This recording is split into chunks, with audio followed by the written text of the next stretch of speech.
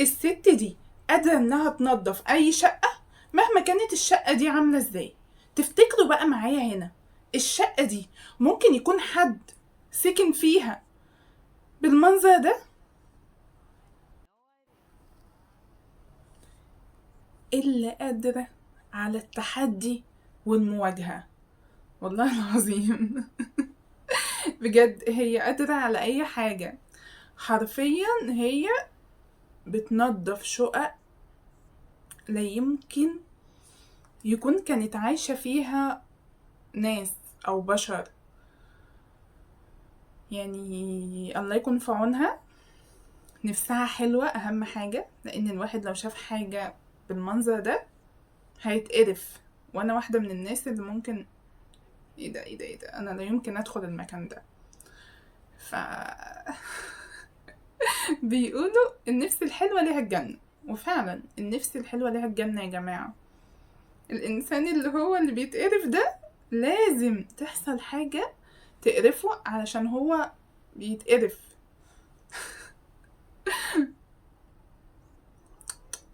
ايه ده، يا لهوي يا لهوي يا لهوي. انتوا شايفين منظر الحوض عامل ازاي؟ بجد شايفين شكله؟ انا مصدومة هالحين، انا مصدومة. اتصدموا معايا وخلونا نتفرج.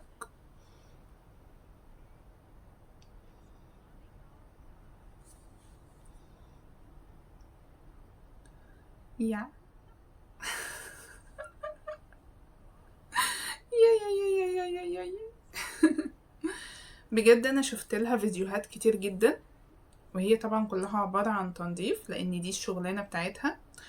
وهي بتنظف الشقق للناس المريضة او المرضى النفسيين او الستات الكبيرة او الناس الكبيرة عموما ما عندهمش حد يعني يخدمهم وكده. فده اللي انا فهمته. Works. And wow, have you ever seen anything so beautiful? Oh my god, it's so bright! And meanwhile, Dasit has worked here, so the toilet is white again. I just love cleaning. This is my passion. I'm so good at it. But hey, it is so satisfying. It feels like I can control a life around me. I can decide if the stains are going to stay there or if they are gone. And today, I'm choosing that day it's time to say goodbye for them. So yeah, it feels so good. It's weird that this floor is made of wood. But doesn't mind, I can clean it anyway, because look at this. Oh. Are you ready to see the before and after pictures? Because they are amazing, stunning, fabulous. I don't even know. Oh, I just love my job. Look at this.